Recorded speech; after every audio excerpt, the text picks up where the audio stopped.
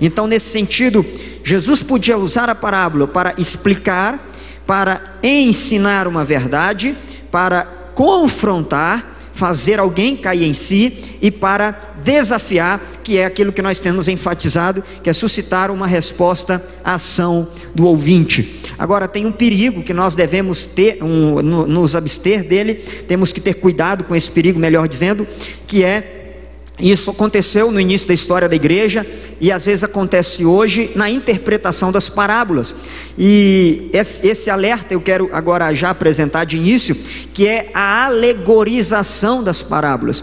Eu quero dizer, e isso também a gente explica no material, que nem toda parábola é alegórica. O que é uma alegoria? Então a gente precisa entender o que seria esse recurso de linguagem. É quando nessa figura de linguagem, a alegoria, uma coisa representa uma outra. Nós temos uma parábola de Jesus, que é a parábola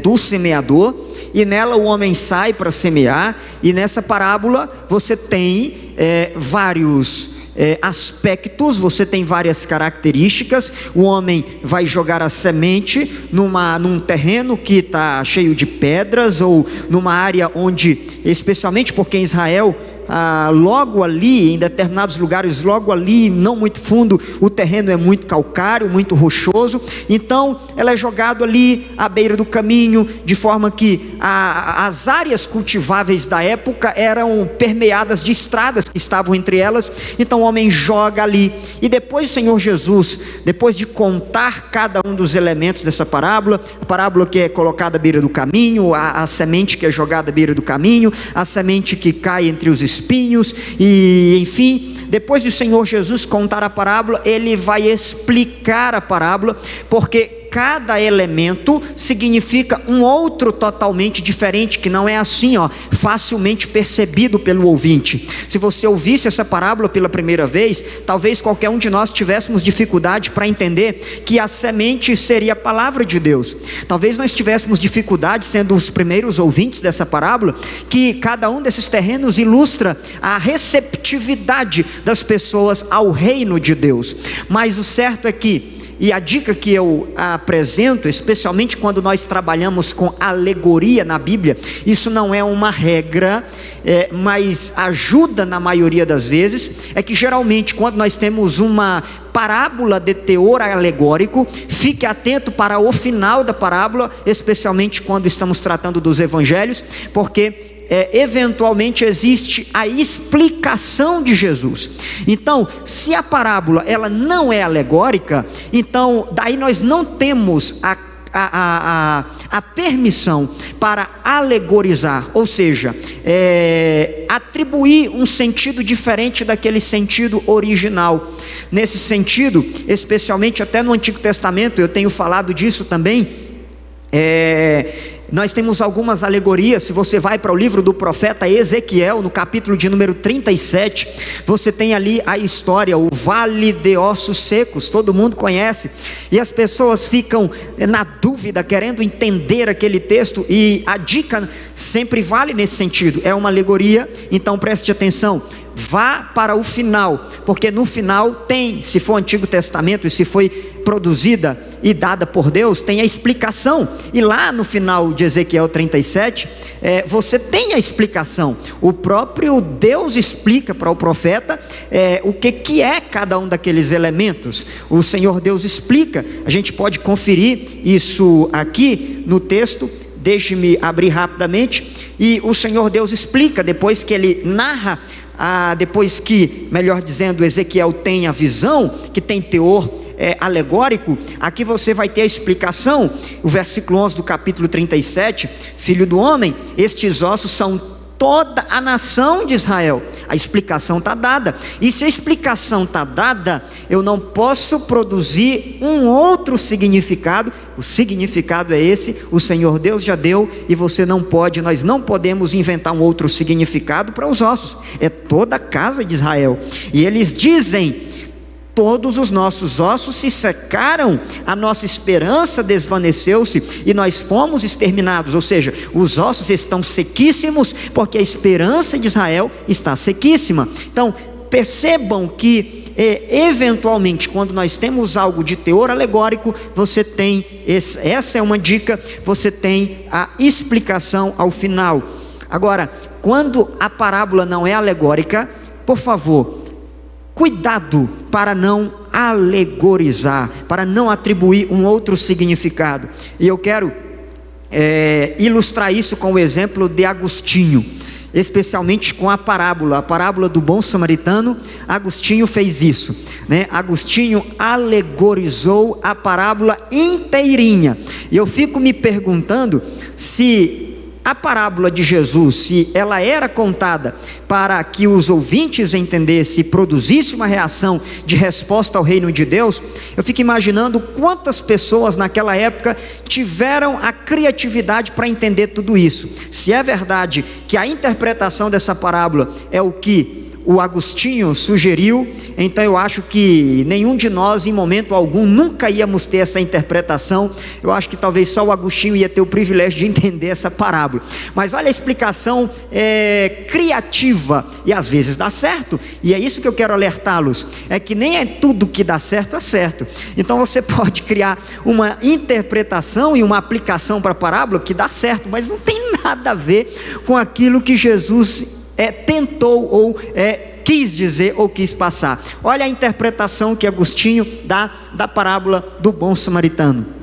Ele disse: Jerusalém, assim como o texto diz que um homem saiu de Jerusalém para Jericó e caiu nas mãos dos salteadores. Então a interpretação criativa começa da seguinte forma: para Agostinho, Jerusalém é um símbolo da cidade celestial, da paz da qual Adão caiu, isso era o paraíso. E Jericó é uma representação, significa a mortalidade de Adão. Então o homem saiu de Jerusalém para Jericó. Para Agostinho era uma ilustração desse princípio de que o homem saiu do Éden e foi para fora do jardim.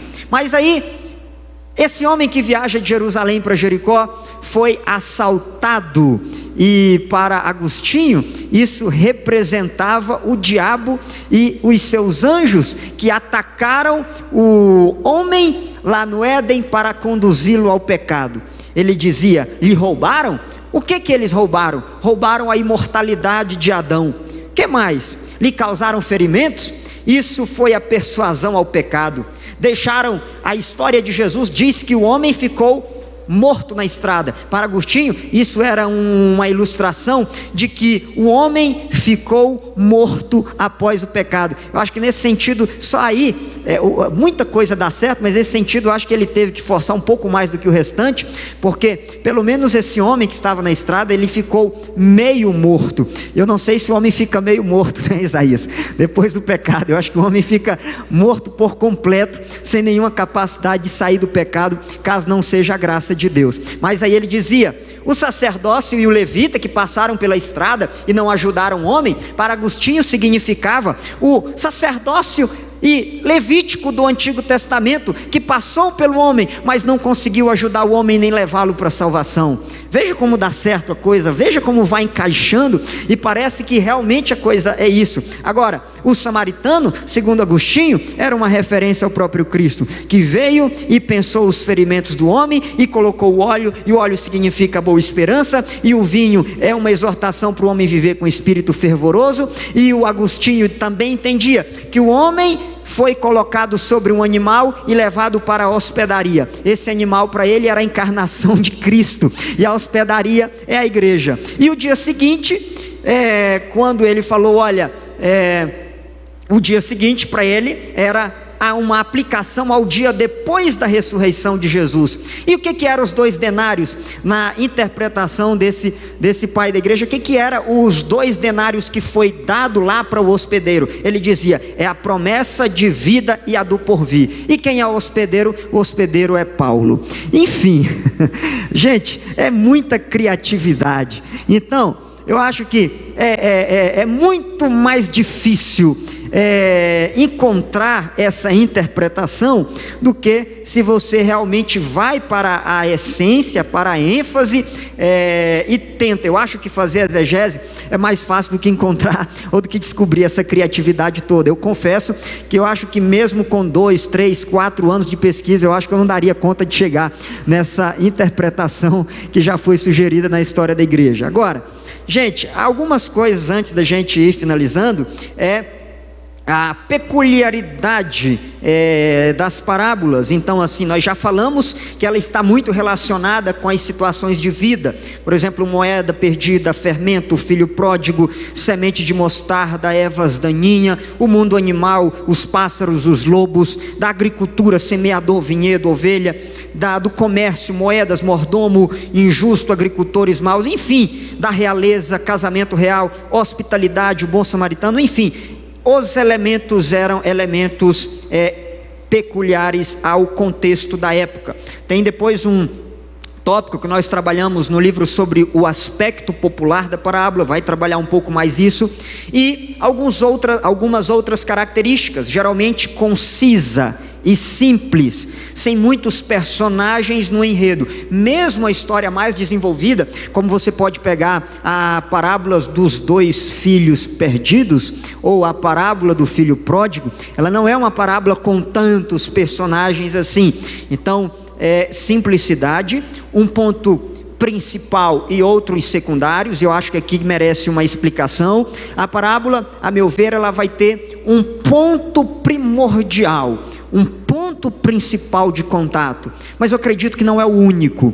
Então, há outros pontos, mas os outros pontos são pontos secundários, e nesse sentido a gente deve ficar atento. Agora, mais uma outra coisa que eu quero também destacar com vocês é o contexto no qual a parábola ela é contada. Gente, fiquem muito atentos. Eu vou abrir com vocês um texto para ilustrar isso, mas eu quero que fiquemos muito atentos para o contexto, o local onde Jesus contava a parábola, e o local, o contexto no qual Jesus contava a parábola é para nós a maior dica, o maior telos da parábola, a maior chave hermenêutica para a gente entender o significado da parábola.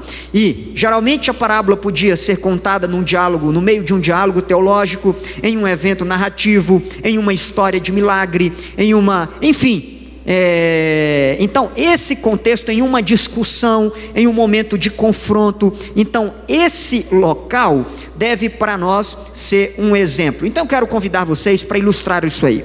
Eu quero ilustrar rapidamente com Lucas capítulo de número 15, Lucas capítulo 15, e eu quero ilustrar isso rapidamente com vocês. Lucas capítulo 15 e versículo de número 1. Lucas capítulo 15, versículo 1 vai dizer assim: todos os publicanos e pecadores estavam se reunindo para ouvi-lo. Quem estava se reunindo? Publicanos e pecadores, é a classe rejeitada. Publicanos e pecadores estavam se reunindo para ouvi-lo. Atrás, se você olhar o capítulo 14, o próprio Jesus já falou do preço do discipulado, e que ele é alto. Mesmo sendo alto, alguns pecadores quiseram vir ouvir Jesus. Agora veja, versículo 2: mas os fariseus e os escribas murmuram. Então quem vinha ouvir? Pecadores e publicanos. Publicanos e pecadores estavam ali pertinho de Jesus, querendo ouvir Jesus. Mas daí agora vem os fariseus e os escribas. E os escribas estavam chateados e ficavam murmurando pelo fato de Jesus receber pecadores e comer com. Essa era a queixa deles. Então veja, e os fariseus e os mestres da lei o criticavam. Este homem recebe pecadores e come com eles. O que diz o versículo 3? Então, esse então no grego é a chave para nós. É como se ele estivesse dizendo assim, por isso. Por isso o quê? Porque Jesus recebe pecadores e come com eles, e porque os publicanos, ou melhor, os fariseus e os escribas, aqueles que se acham justos, aqueles que acham que não precisam da justiça de Deus, aqueles que acham que para os publicanos e para os pecadores não tem solução, eles estão murmurando. Então, por causa disso, Jesus conta a parábola. E é uma parábola que tem 3 momentos. O texto não diz contou as parábolas, ele contou a parábola. E o primeiro momento é o momento da ovelha. E depois tem a parábola da moeda perdida. E depois tem a parábola do filho perdido. Agora, de novo, eu estou repetindo isso para ficar martelado na nossa mente, que esse contexto que levou Jesus a contar a parábola deve estar ligado com o sentido da parábola. Porque se Jesus conta a parábola por causa de um assunto, e depois essa parábola não tem nada a ver com o assunto que o motivou a contar a parábola, então para aí, falta lógica. Mas não é assim. Percebam, e aqui eu não vou explicar a parábola do filho perdido, e nem elencar cada elemento, mas vou só mostrar para vocês como o contexto ajuda a interpretar. O que acontece? Uma pessoa, um filho, se vai, se perde, e depois ele volta. Ele é um pecador? Pode ser comparado com aqueles pecadores que estavam ouvindo Jesus, sim ou não? Tá. E quem é que está em casa? E que reclama por causa da festa? Então o filho mais velho está reclamando. Logo a gente lembra de que na hora que Jesus resolveu contar a parábola, também tinha gente reclamando. Mas e as pessoas que estavam reclamando, elas achavam-se justas, é ou não é? E agora, o camarada que vai reclamar também com o pai, ele também se acha justo. E ele se acha tão justo que ele fica cheio de ira, não quer entrar. O pai insiste, mas ele respondeu ao seu pai: olha. Inaceitável. Eu acho que no Brasil a gente já fica chateado quando o filho vira para a gente e não fala papai ou pai, mas vira olha aqui. Imagina naquele contexto, ele vira para o pai e diz: olha, todos esses anos eu tenho trabalhado para o Senhor, e eu tenho trabalhado como um escravo, e eu nunca desobedeci as tuas ordens. É muita presunção. Será que esse filho realmente nunca desobedeceu uma ordem? Mas tu nunca me deste nenhum cabrito. Mas quando volta para casa este teu filho, ou seja, ele não se considera da família, ele não faz parte daquela família. Quando ele volta, este teu filho, que esbanjou os teus bens com as prostitutas, o texto não disse que ele gastou com as prostitutas, isso é ele que está dizendo. Matas o novilho, disse o pai. O pai não vira para ele e fala: olha aqui, rapaz. O pai fala: meu filho, você está sempre comigo, mas nós tínhamos que celebrar a volta deste teu irmão e alegrar-nos, porque ele estava morto e voltou à vida, estava perdido e foi achado. Pergunta: esse rapaz entrou na festa ou não?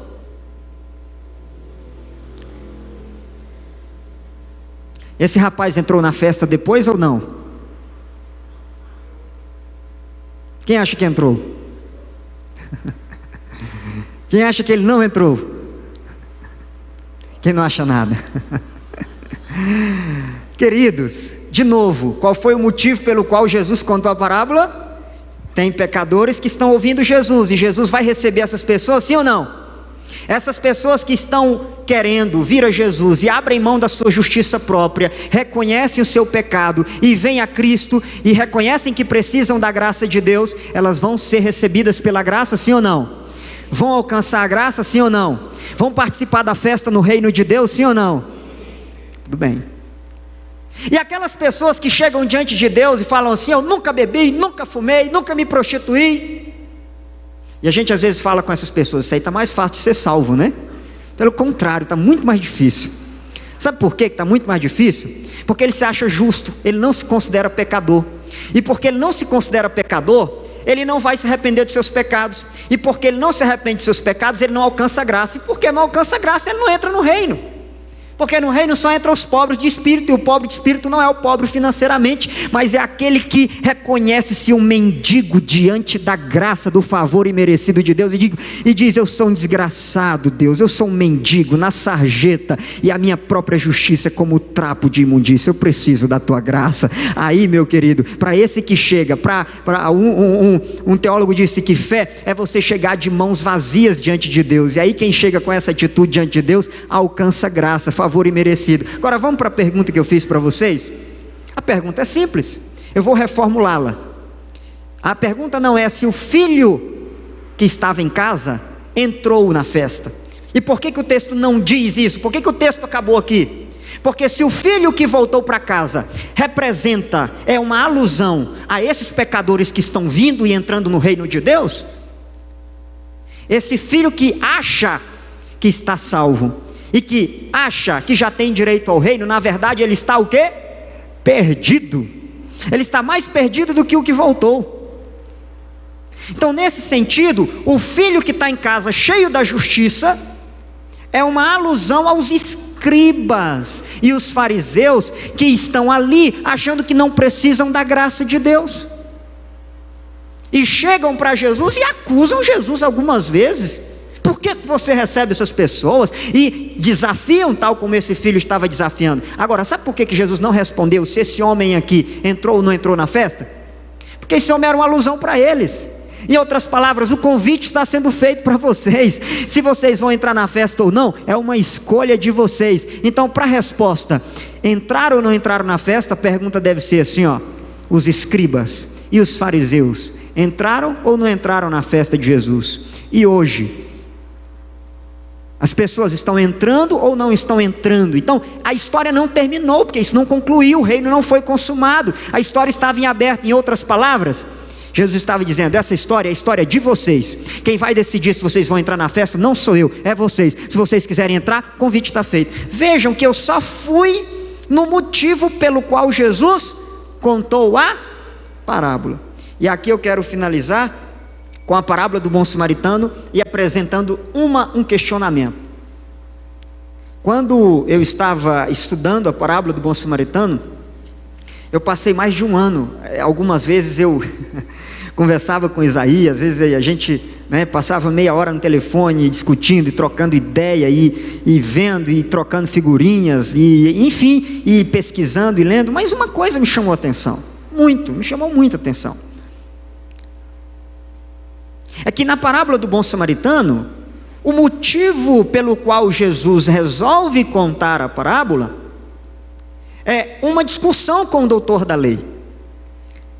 E a Bíblia diz que o doutor da lei, querendo justificar a ele mesmo, isso é justiça própria, assim como a justiça própria daqueles escribas e daquele filho que estava na casa achando-se justo, autojustificação. Sabemos que a nossa justiça não vem de nós mesmos, mas vem de Deus. Nós fomos justificados e é assim que nós alcançamos a salvação, não é com justiça própria. Mas ele, querendo justificar a si mesmo, perguntou: quem é o meu próximo? E Jesus conta a parábola. Mas sabe que antes disso, me chamou a atenção, é que no diálogo, a primeira pergunta que o doutor da lei fez a Jesus foi: o que eu preciso fazer para herdar a vida? O que eu preciso fazer para herdar a vida? O que você precisa fazer para ser salvo? O que você precisou fazer antes de ser convidado pelo Espírito Santo, por Cristo? O que você precisou fazer no passado para você ser salvo? O que você precisou fazer? Você precisou morrer na cruz? Isaías falou: a única coisa que eu precisei fazer para ser salvo foi pecar. Você precisou morrer na cruz? Você precisou conquistar a salvação? Não.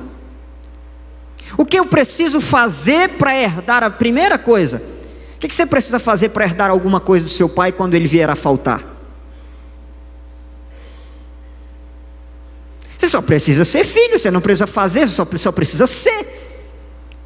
E no reino de Deus, você só precisa ser parte do reino, você não precisa alcançar, você não precisa morrer na cruz, Jesus já morreu. O que eu preciso fazer para ser salvo? É claro que existe uma responsabilidade humana no abandono do pecado, mas não é isso que está em jogo aqui. A pergunta é: o que você precisou fazer lá atrás para que Deus resolvesse te salvar? Será que você agradou Deus assim, ó? Eu vou ser bonzinho da minha infância até a minha fase adulta, aí Deus vai ver que eu fui bonzinho, e porque eu fui bonzinho Ele vai resolver me salvar? É assim que funciona? Ou é a graça de Deus? Nesse sentido, o que acontece? O homem pergunta: o que eu devo fazer para herdar a vida eterna? E Jesus não responde pergunta que vem com pressuposto errado. O que ele faz?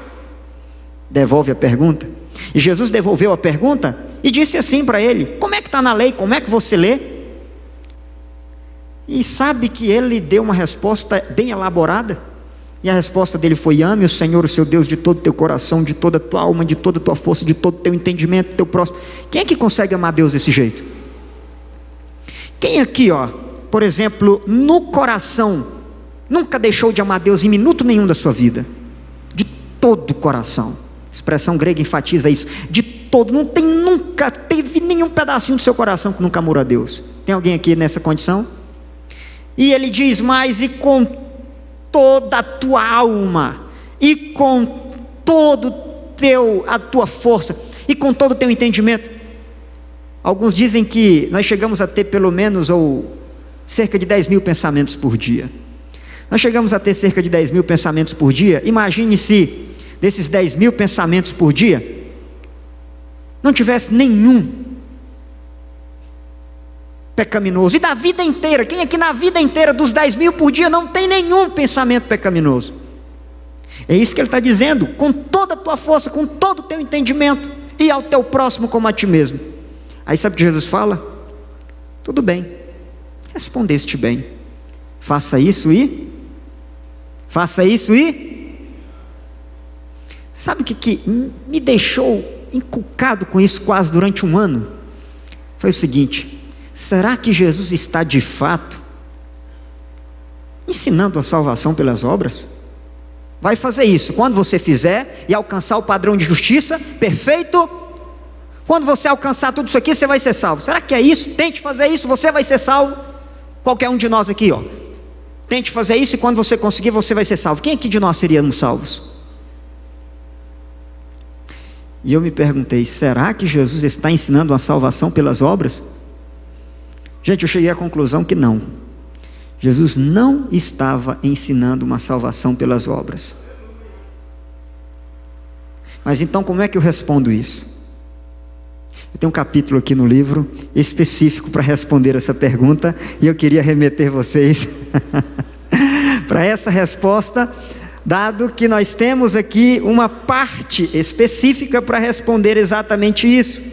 Nós temos o primeiro capítulo, quero só fazer um panorama rápido para a gente finalizar.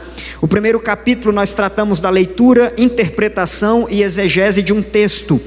O segundo capítulo nós trabalhamos um pouquinho compreendendo o Evangelho de Lucas e o contexto da parábola do bom samaritano. Capítulo 3, as parábolas de Jesus e o caminho da cruz. O capítulo de número 4, compreendendo as parábolas de Jesus.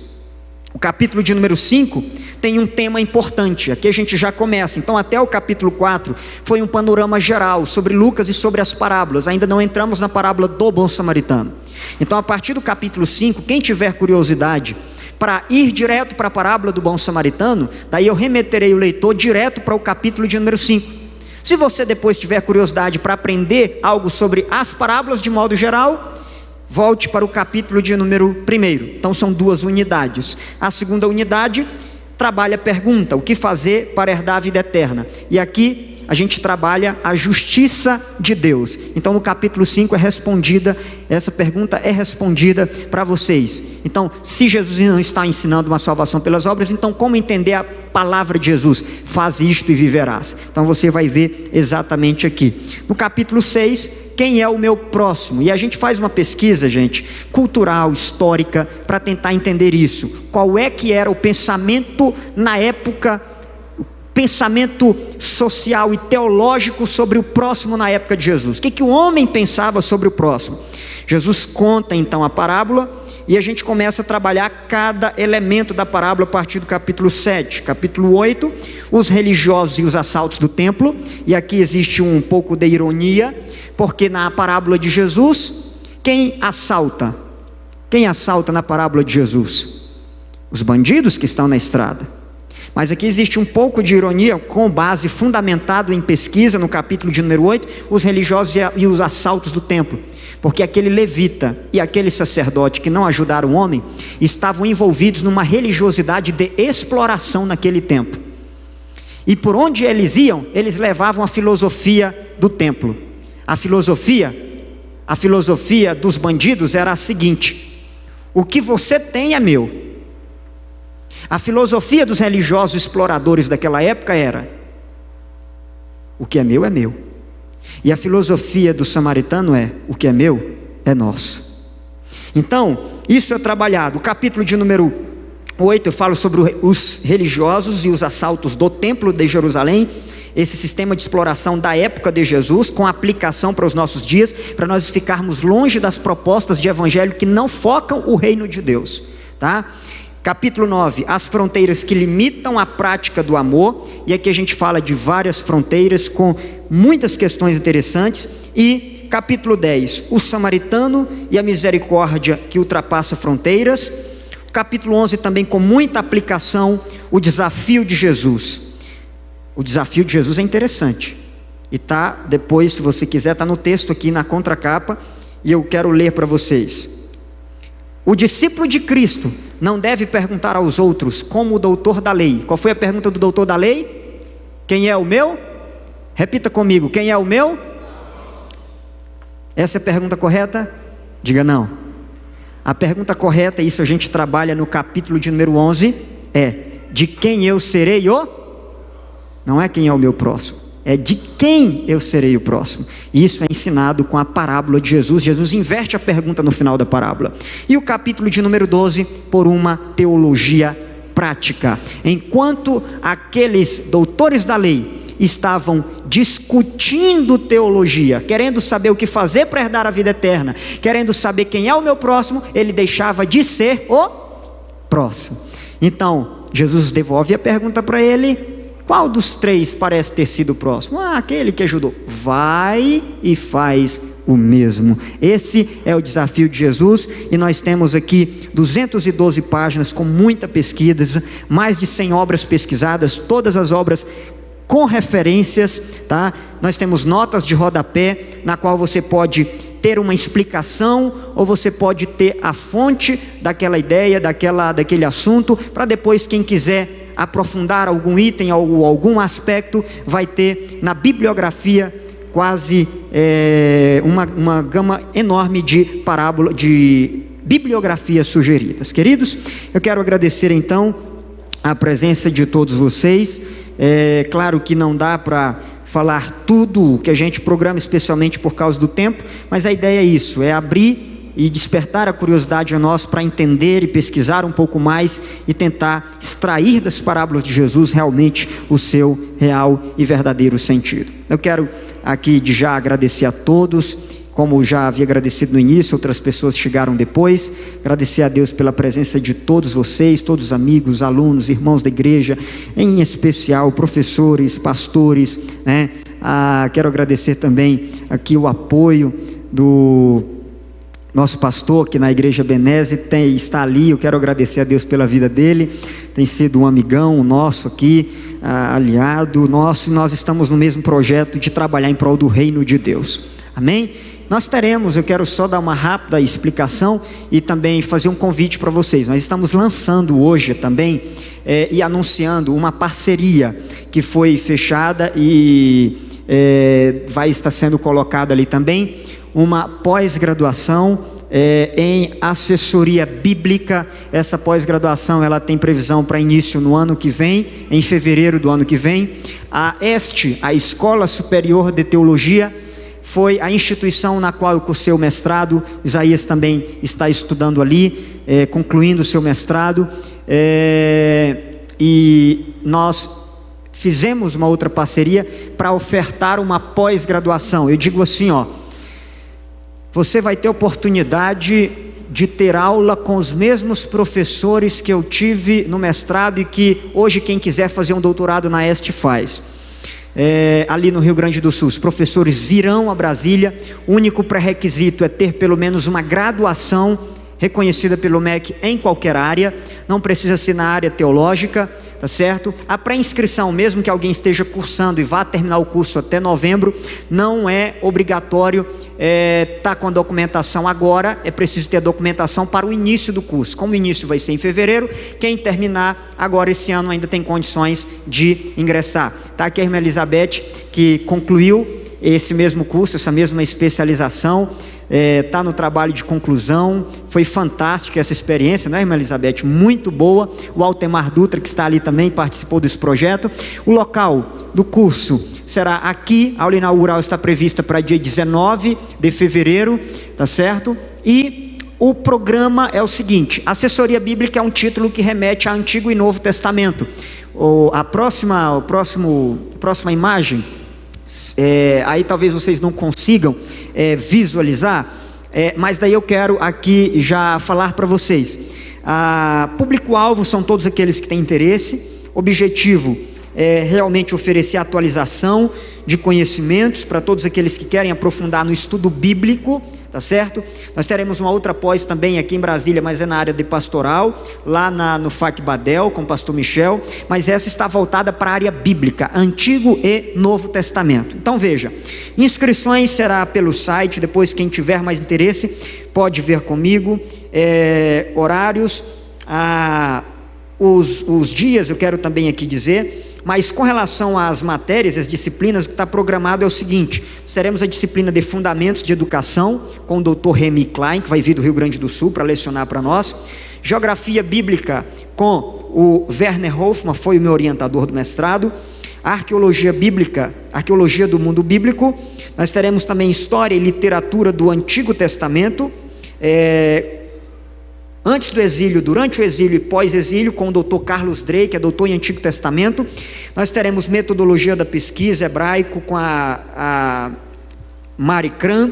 Exegese do Antigo Testamento com o Dr. Carlos Drey, que vai vir também do Rio Grande do Sul. Exegese do Novo Testamento com o Dr. Flávio Schmidt. História e Literatura do Novo Testamento, analisando Jesus, sua época, comunidades, comigo. Hermenêutica e Teologia com o Dr. William Varros. Todo esse curso com o valor mínimo de uma mensalidade de apenas R$280.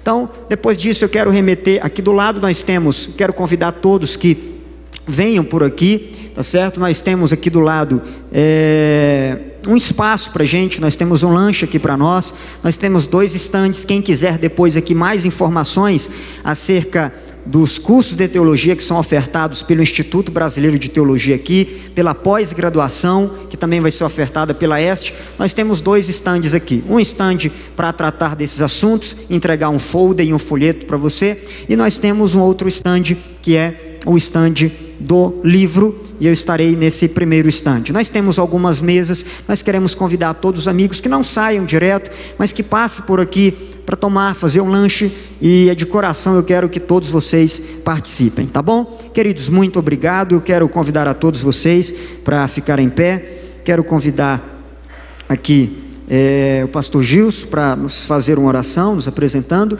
e logo em seguida nós já estaremos indo aqui do lado para esse outro momento que será rápido também. Então, assim, quem tiver preocupado com o horário, por gentileza, não saia imediatamente, está aqui do lado tudo preparado para nós.